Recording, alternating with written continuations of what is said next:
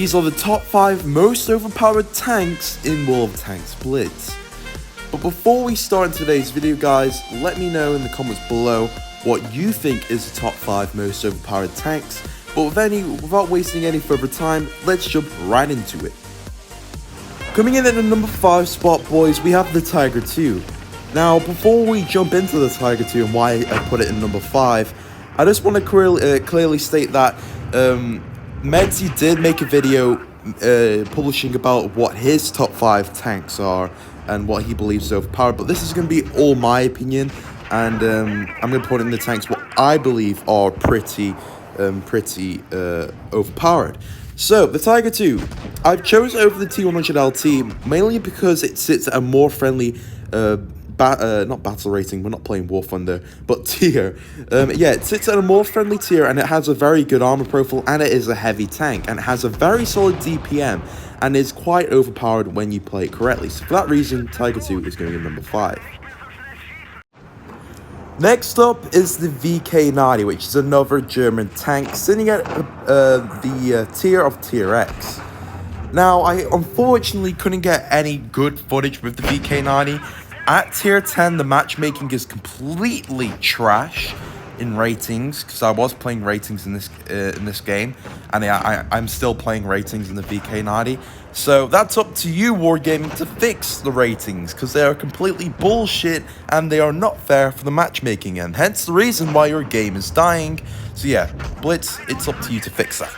But anyways, yeah, the VK90, obviously, what can I say? The armor profile is completely broken. If the armor wasn't good in this tank, then yes, I don't think it would be, I wouldn't say it's much better than the mouse or anything like that. But what makes the VK90 so powerful is the armor profile, as I did say. Now, the gun isn't the best in the tank, and the reason is because the damage per minute is not the best, and the accuracy I actually don't find really good. So the money what I paid for this tank, but the accuracy is very disappointing, which you really wouldn't expect for a German tank. I know on statistics it looks alright, but when you play the tank, you'll realize that the accuracy is quite appalling.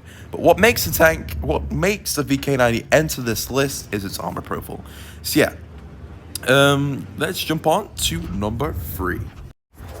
Coming in at the number 3 spot is the T54 E2 Shark.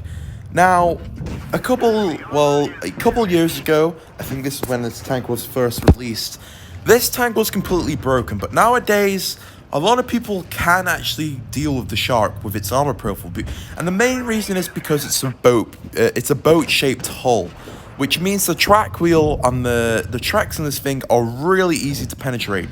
Just shoot the track wheel and you will pen 90% of your time of your shots. But the T52 E2 Shark alone is quite overpowered in my opinion. It's a good combo between good turret armor, a very good gun, and a very good mobility for a heavy tank. Mostly going at 40, I think it's kilometers an hour, which is very fast for a heavy tank with a decent turret armor. So yeah, that's going to be at the number 3 spot. Let's jump right into the number 2. Moving on to the number 2 spot, we have the IS-7.